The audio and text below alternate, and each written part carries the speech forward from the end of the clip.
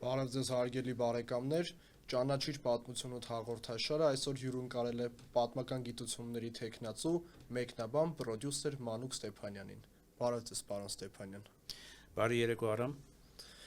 Ինչպե՞ս եք։ Շնորհակալություն, լավ, դուք լավ եղեք։ Ես նույնպես լավ եմ, այսօր ձեզ հրավիրել եմ մեր տաղավար շատ հետաքրքիր զրույցի թեմայով, մեր թեման լինելու Շառլ Ազնավուրը։ Եվ միանգամից կուզենայի անցնել առաջին հարցից, ըստ ձեզ Ազնավուրի մեծությունը դա համահայկական ֆենոմեն էր, թե առհասարակ համամարտկային։ Շատ հետաքրքիր հարց է, ես կասեի, թե համահայկական ֆենոմեն է, համազգային ֆենոմեն է, թե հայի ինքնությունը աշխարհին ներկայացնող ֆենոմեն է, աշխարհին սփռող, աշխարհին նվիրող ֆենոմեն է, եւ դրանով հանդերձ նա համամարտկային ֆենոմեն է, եւ դրանով հանդերձ նա դարձավ նաև Ֆրանսիայի խորհրդանիշը։ Այն երկրում, որտեղ ցեղասպանությունից եւ տարբեր, այսպես ողբերգական իրողություններից մազապուրց ապաստանել էր, հյուրընկալ ապաստան էր գտել նրա ողջ ընտանիքը։ Եվ դրանով հանդերձ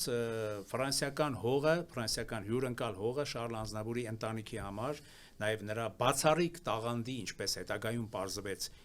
փայլուն դրսևորման համար դարձավ շատ պարարտ եւ շատ բարեպեր հող։ Եվ այս հողի վրա տեղի ունեցան Շառլ Ազնավուրի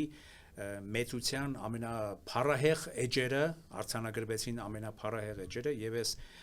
շնորհակալություն եմ հայտնում այս հրավերի համար, շնորհակալություն եմ հայտնում, որ ինձ ընձեռել եք այս մեծ պատիվը խոսելու այս մեծանուն հայորդու եւ մեծանուն կասեի համաշխարհային քաղաքացու մասին, մշակութային երևույթի մասին, շանսոնիեի մասին, բանաստեղծի մասին, դերասանի մասին, երգչի մասին,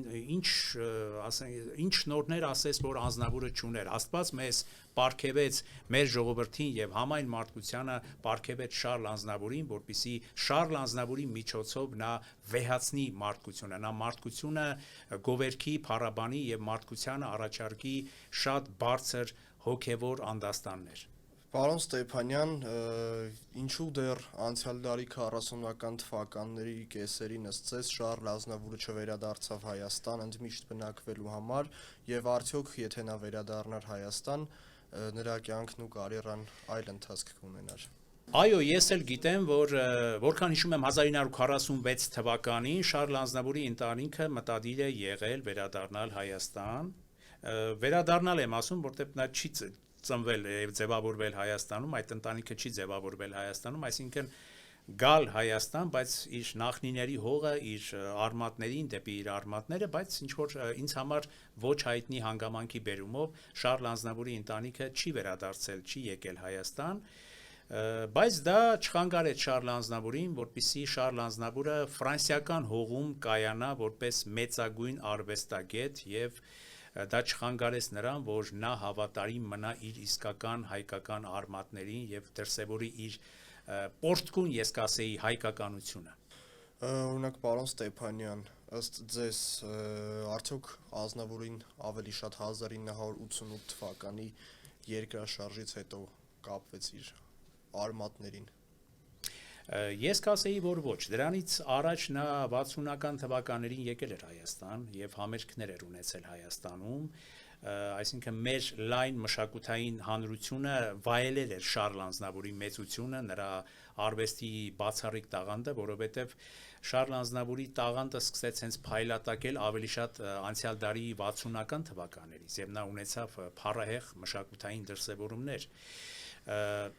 Նա հայ էր եղել միշտ, նա հայ էր եղել իր ակունքներից, հայ էր եղել իր երևի թե ծննդյան առաջի օրից եւ սխալ է ասել, որ իհարկե մեզ հայտնի են Շառլ Ազնավուրի այդ Հայաստան երգի այդ խոսքերը, այդ Հայաստան երգը նվիրված երկրաշարժի անմեղ զոհերի հիշատակին, որը ոգեկոչեց այդ դառը, այդ դառնագույն, այդ դաժանագույն ողբերգությունը մեր ժողովրդի համար, բայց բոլոր դեպքերում Շառլ Ազնավուրին չպետք է դիտարկել այսպես պարզունակ հայկականության մեջ, ոչ էլ պարզունակ այսպես որպես համաշխարհային քաղաքացի։ Շառլ Ազնավուրի արմատները շատ ավելի խորն են։ Շառլ Ազնավուրը բացառիկ հոգևոր մշակութային երևույթ է եւ Շառլ Ազնավուրը ունի այնպիսի շերտեր, որոնց մասին անընդհատ անverջ կարելի է խոսել եւ Շարլ Ազնավուրին պետք է հայտնագործել ամեն օր։ Շարլ Ազնավուրը միայն այսօրվա դեմք չի, Շարլ Ազնավուրը պարզապես այնպիսի մի դեմք չի, որի մասին այսօր մենք այսպես պաշտոնական հերթապահ, այսպես կոչված խոսքերով մենք խոսենք, փառաբանենք նրան, գովերգենք նրա բարեգործությունները, նրա հրաշալի երգերը եւ դրանով ասենք, որ հրաշալի տաղանդավոր մարդ է եւ Շարլ Ազնավուրի բանաստեղծությունները կարդացեք։ Շարլ Ազնավուրը մի բացառիկ հոգեվոր բանաստեղծական աշխարհ ունի։ Եվ մեր լայն հանրությունը ցավոք այնքան է լավ չի ճանաչում Շարլ Ազնավուրին որպես բանաստեղծ, չնայած դեռ խորհրդային Հայաստանի տարիներին այստեղ Հայաստանում հրատարակվեց նրա բանաստեղծությունների ժողովածուն, նաև նրա ինքնակենսագրականը։ Ամեն դեպքում ես կասեի, այսպես էլիտար մշակութային երևույթները Արամ, եթե կհամաձայնվես ինձ հետ, այնքան էլ լայն ճանաչում ու մասսայականություն չեն ունենում, եւ եթե Շարլ Ազնավուրը չլիներ համաշխարհային դեմք, եւ այսպես նաեւ մեզ համար պատիվ չլիներ գուցե խոսելու Շարլ Ազնավուրի արվեստը մշակույթը ցավոք սրտի պիտի ասենք որ մեր ամենալայն հասարակությունը այնքան էլ լավ չէր ընկալելու բայց ես կոչ եմ անում Շարլ Ազնավուրին հայտնագործել ամեն րոպե ամեն պահ Պարոն Ստեփանյան ինչ կասեք երրորդ հանրապետության շրջանում Շարլ Ազնավուրի գործունեության մասին չէ որ նա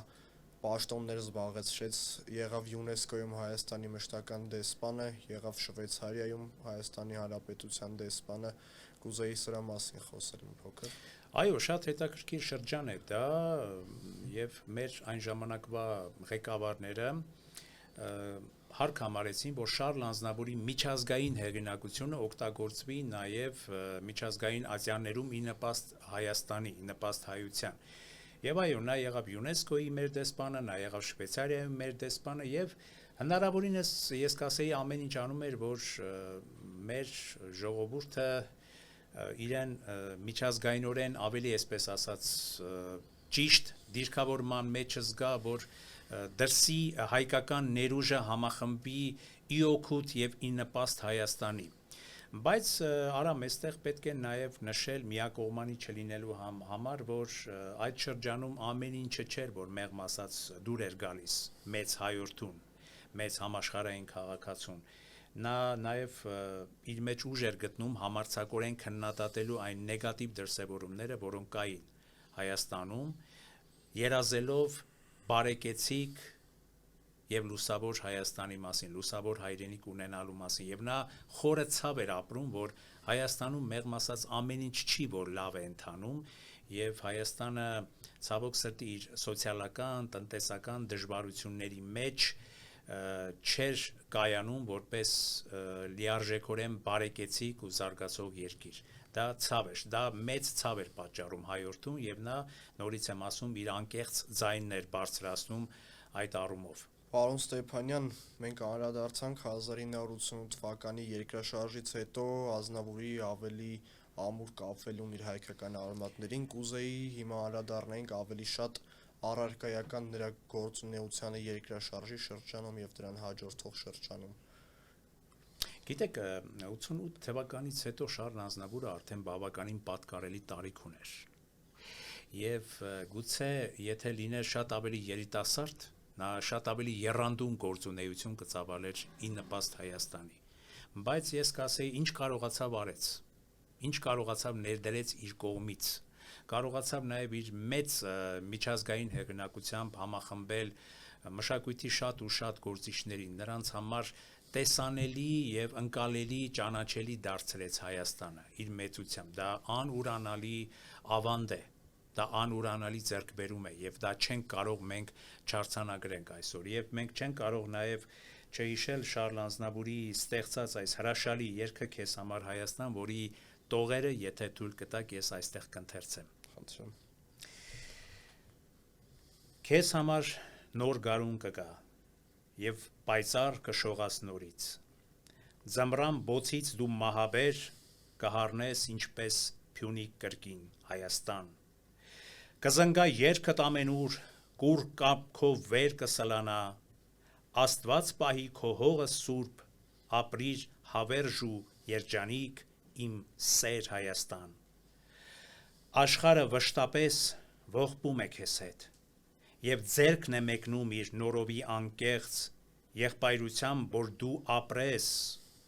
Ողջ աշխարհն է սատար դարձել, որ կանգուն ու անհաղթ մնաս։ Տանջվել ես միշտ դու նահատակ, մոռացված իմ ժողովուրդ, ապրիր Հայաստան։ Կբուժվեն քո վերքերը խոր, թե նույնիսկ դու միշտ անիծես քո բախտը չար ուղին առնոտ։ Թող կանաչի ճամփատ լուսե իմ սեր Հայաստան։ Ոսկե արևը թող ժպտա, քո սուրբ հողին հար ցնծա իմ Հայաստան աշխարհ։ Արցունքը քո շրթին թող հույսը քեզ օգնի, գոտևորվիր իմ ժողովուրդ։ Թող հավատը քեզ չլքի փորձության քո ճանապարհին։ Թաղծոտ ու սև աչքերում թող անմար ժպիտ շողակրկին Հայաստան։ Քո փառքին ինքդ տիրանաս, ձայնդ զիլ աշխարհում թնդա։ Աստված պահի քո հողը սուրբ, ապրիր հավերժ ու երջանիկ, իմ փառք, իմ գարուն, իմ արև Հայաստան։ Ես հարց եմ տալիս նաև ձեզ, միթե այսպիսի լուսավոր տողեր գրող անհատականությունը, այսպիսի լուսավոր երգ ստեղծած անհատականությունը չպիտի արժևորվեր սեփական ժողովրդի կողմից հավուր պատշաճի։ Եվ գիտեք, մեր ժողովուրդը սիրեց Շարլ Ազնավուրին իմ կարծիքով ինքնայրվող նվիրումի համար,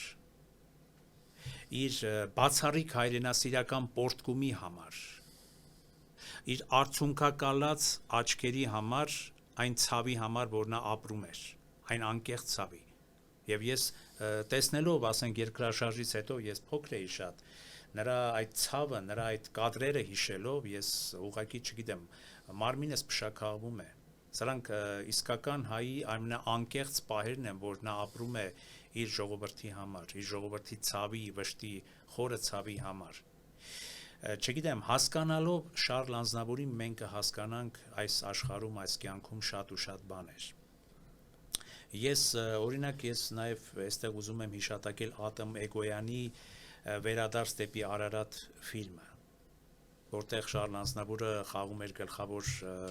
հերոսներից մեկի կերպարում, Փայլուն էր խաղում։ Բարեբախտաբար Ատոմ Էգոյանը ստեղծեց այդ ֆիլմը, որտեղ նաև Շարլ Ազնավուրի կերպարը շատ խորհրդանշական կերպար էր եւ նա մի շատ խորհրդանշական հարց էր տալիս այդ ֆիլմի միջոցով ողջ մարդկությանը, աշխարհին։ Ասում էր, լավ, այդ ինչն է եղել մեր մեղքը, որ թուրքը մեզ էս աստիճան, նկատի ունենք ցեղասպան թուրքը, մեզ էս աստիճան ատեց, մեզ էս աստիճան մերժեց եւ դրանով հանդերձ ցեղասպանեց մեզ, ցեղասպանության ենթարկեց մեզ։ Եվ այս հարցը ես հիմա տալով, այս մասին ես խոսելով իմ մարմինն է փշակաղվում, արամ, եւ ես նաեւ չեմ կարողանում գտնել այս հարցի պատասխան։ Օրինակ, դու կարող ես գտնել այս հարցի պատասխանը, թուրքը ինչու անցյալ դարի 10-ական թվականներին այն աստիճան մեզ ատեց, որ որոշեց մեզ ցեղասպանել։ Կարծում եմ շատ պատճառներ կան դրա համար եւ այդ պատճառները հասկանալու համար կարծում եմ շատ երկար պետք է ուսումնասիրել պատմությունը։ Դրան կարծում եմ պետք է անդրադառնալ մեկ այլ հաղորդման թեմայի մեջ, իսկ այսօրվա թեման կարծում եմ այս նոտայի վրա արժի եզրափակել։ Շնորհակալություն այս առիթը ընձեռելու համար։ Ես շատ կուզենամ, որ մենք սա միակ թողարկումը չլինի Շարլ Ազնավուրին նվիրված։ Միգուցե նորովի մի քիչ այլ ձևաչափի մեջ դարձյալ անդրադառնանք այս մեծագույն հայորդուն եւ կրկին եմ շեշտում համաշխարհային քաղաքացուն, որովհետեւ Շարլ Ազնավուրին բարեբախտաբար միայն Հայաստանում չեն ճանաչում։ Շարլ Ազնավուրը համաշխարհային երևույթ է, ամբողջ աշխարհում այսօր Շարլ Ազնավուրին մեծ հետևորդների քանակ ունի, երկրպագուների, նրա տաղանդով հիացածների մեծ քանակություն կա եւ ես ուզում եմ վերջում եզրափակելով խոսքը, չնայած Շարլ Ազնավուրի մասին եզրափակել չկա, Շարլ Ազնավուրի մասին կարելի է խոսել ու 3 կետերով այսպես դադար առնել, հետագայում կրկին խոսելու համար։ Ես ուզում եմ ասել, որ մեր ժողովուրդը ավելի շատ ճանաչի Շարլ Ազնավուրին։ Եվ Շարլ Ազնավուրին ճանաչելով ճանաչի ինքն իրեն, իր ազգային յուրահատկությունը, իր հոգին, իր բարձր հոգևոր հատկանիշները։ Ինչպես ամբողջ աշխարհը, ես հիշում եմ 2018 թվականին, երբ Շարլ Ազնավուրը կյանքից հեռացավ, ինչպիսի մեծագույն ցավ էր համակել ողջ Ֆրանսիային։ Դա ուղղակի չհիշելն անհնար է։ Այո, Շարլ Ազնավուրի կորուստը համաշխարհային մեծության կորուստ էր եւ ամբողջ աշխարհը կորցրեց այդ մեծ մարդուն, ոչ միայն նրա հարազատները կամ հայ ժողովուրդը։ Համամիտ եմ ձեզ հետ։ Այո, ես էլ ձեզ հետ եմ համամիտ, որ Շարլ Ազնավուրի կորուստը դա համաշխարհային ցավ էր, համաշխարհային մշակութային մի ողբերգություն էր, որովհետև Շարլ Ազնավուրը որքան մնար, որքան ստեղծագործեր, որքան ապրեր, այնքան շատ ավելի մեծ ու շատ ավելի հրաշալի մշակութային գոհարներ կնվիրեր ողջ աշխարհի հոգևոր, այսպես ասած, մշակութային սպասումներ ունեցող հանրությանը։ Այսօր այսքանը, իսկ մեր հետագա հաղորդումները բաց չթողնելու համար բաժանորդագրվեք Զանգ Արմենիա YouTube-յան ալիքին, սեղմելով զանգակ կոճակը։ Շնորհակալություն։